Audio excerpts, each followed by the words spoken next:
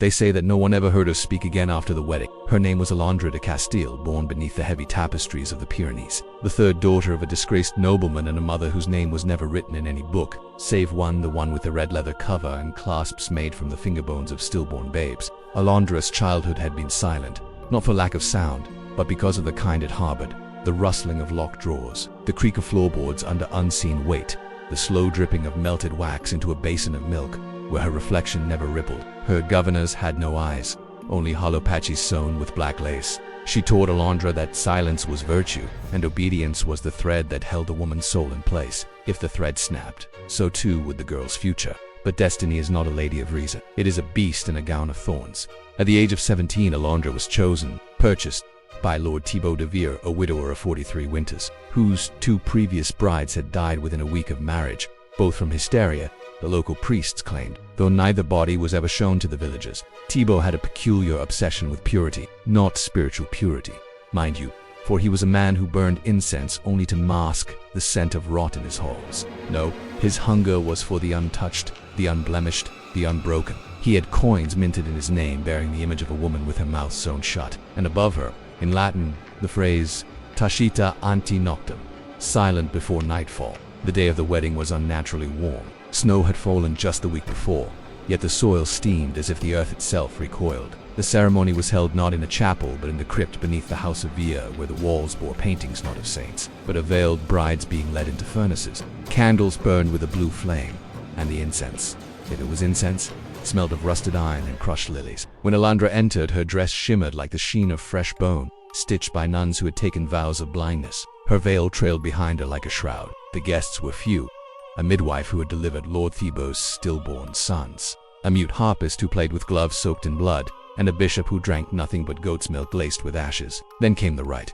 Unlike most weddings, there were no vows spoken. In fact, speech was forbidden. Thibaut himself held the ceremonial needle, and before the congregation, such as it was, he approached Alondra. She did not flinch. Her eyes were open, wide and unblinking, as if already embalmed. She did not cry. She did not struggle. She simply opened her mouth, ever so slightly, and allowed the thread to pierce flesh. It was not symbolic, it was not metaphor. The thread was real, the stitches were real, and the pain, though she bore it silently, was deeper than anything the devil himself could have devised. 6 stitches, each loop reinforced with balm from the Via tombs.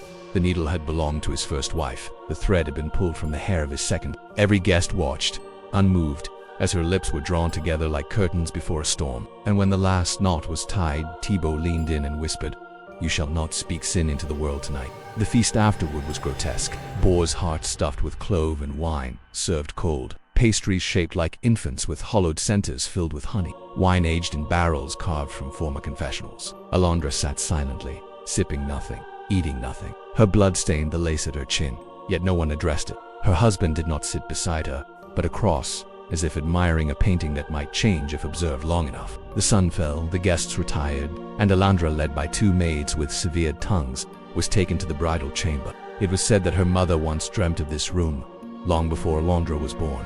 A room with walls that bled on moonless nights, and a bed where no child was ever conceived, only grief. They say that Lord Thibaut did not enter that room until the hour struck midnight. They say what happened inside was both sacred and profane. And they say that when dawn came, Alondra was not alone in the bed, but beside her lay a pale, eyeless doll, dressed in white, its mouth sewn shut.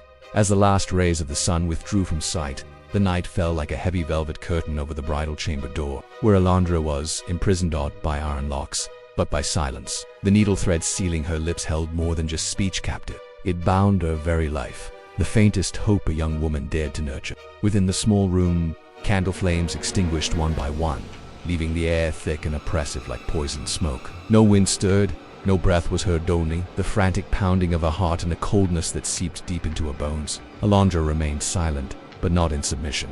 The unspoken agony pierced her flesh with each stitch, the threads biting like serpents, draining the last traces of vitality. Yet the true terror was not corporeal, it emanated from the prison of her soul, woven into that crimson thread, those seams dividing life from death. They say the thread was more than a stitch sealing lips, it was a gateway for ancient spirits. Each loop pierced a veil between the living world and the shadow realm. At first, she heard rustling like dry leaves outside, then whispers in a tongue both strange and sinister, clawing at her mind, etching dread into her very being like an invisible dagger. These were the souls of brides silenced in their wedding night, their bodies buried but their spirits trapped in an endless labyrinth of muteness. They begged, moaned, threatened. Alondra felt a stirring within not her body, but her very essence. A dark, primeval power surged like a hidden flame. She was no longer the girl she once was. In the darkness, she had become a living nightmare, painted in blood and cruelty inflicted by others. The next morning, when the two tongueless maids returned, they found Alondra lying pale, lips blue,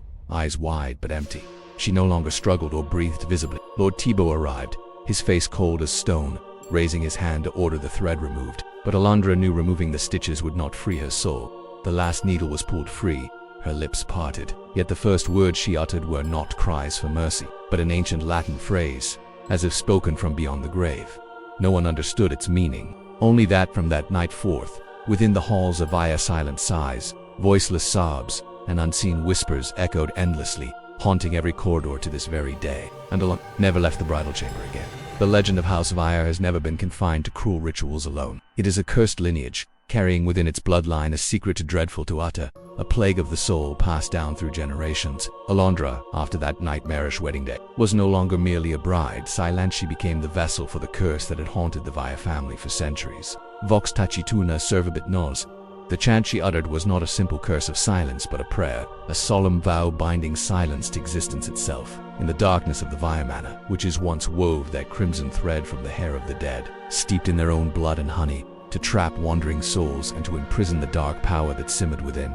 Night after night, Alondra heard the mournful breaths of the dead brides, calling her by ancient names long buried by time, whispering secrets of betrayals, bloodshed, and forbidden path. Their voices seeped through the seams of her sewn lips, clawing at her mind with haunting pleas and chilling warnings. She began to feel the shadows growing within her, an eldritch force awakening that twisted her very essence, blurring the line between victim and harbinger. The curse was not merely to silence, but to bind her soul to the endless cycle of pain and death that had consumed her predecessors. To speak, to break the silence, meant unleashing an ancient wrath that could devour all in its path. As days bled into nights, Alondra's eyes grew hollow, reflecting not the light of this world, but the abyss beyond. Her presence became a silent terror, a living specter wandering the halls, forever trapped between life and death. And somewhere deep within, a dark voice whispered, promising power beyond human reckoning. If only she surrendered fully to the silence. The whispered promises grew louder, weaving through Alondra's thoughts like threads of poison. The dark voice promised release, power, and a way to escape the eternal prison stitched upon her flesh. One moonless night, as the manor lay drowned in shadow, Alondra felt the curse within her reach a terrifying crescendo. The walls themselves seemed to breathe, pulsing with the restless spirits of brides long dead, their stitched mouths opening in silent screams. In that moment, Alondra made a choice to break the silence and awaken the darkness that bound her. Summoning every shred of will, she forced her lips apart and spoke the forbidden words hidden beneath the ancient Latin. Silent voice, rise and rend the veil. The sewn threads unraveled like serpents, releasing a wailing torrent of unseen souls. The air thickened, swirling with black mist that clawed at the hearts of all who dwelled within the house of Via. Lord T, who had long wielded the curse as a weapon of control, was swallowed by the shadows he had commanded. His face twisted in terror, his cries unheard as the darkness consumed him. Alondra stood alone amidst the chaos,